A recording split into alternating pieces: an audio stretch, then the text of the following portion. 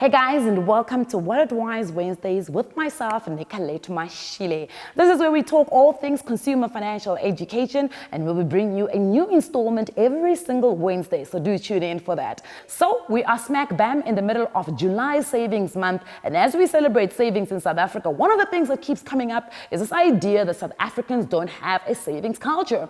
And maybe perhaps we don't have a savings culture because just like the global world, a lot of us use the word saving and investing interchangeably. So sometimes we find ourselves in a situation where we put money away and we are hoping that we're actually investing, whereas we're actually saving. When we don't get the desired result with that money, we get upset and we say the idea of saving or investing is actually flawed. It doesn't work. It didn't give you what it is that you wanted. But the reality is that you did not understand the difference between saving and investing and using the correct one when you needed to. So I want to use the concept of a 100-meter sprint.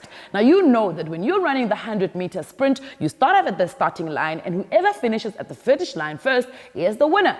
Now, when you are investing and when you are saving, ultimately you want your money to get to the finish line first.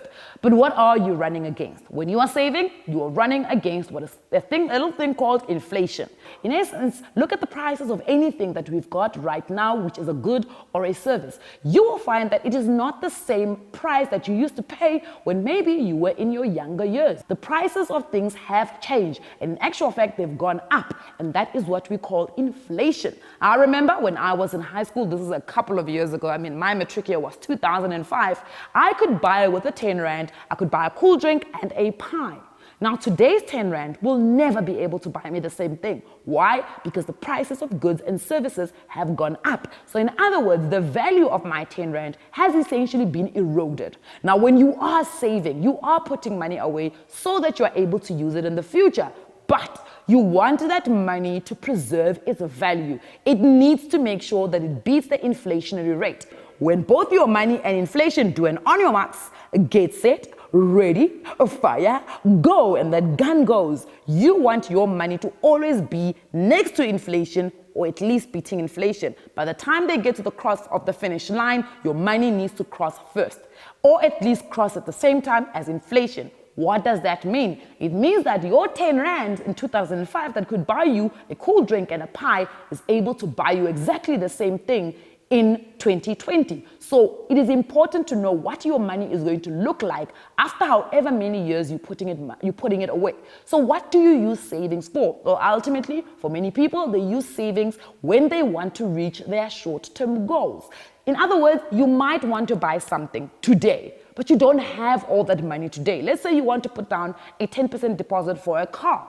You don't have that 10% today. So every single month, you're putting some money away so that by the time you've got enough money, that money still carries the same value that it carried when you actually put it away.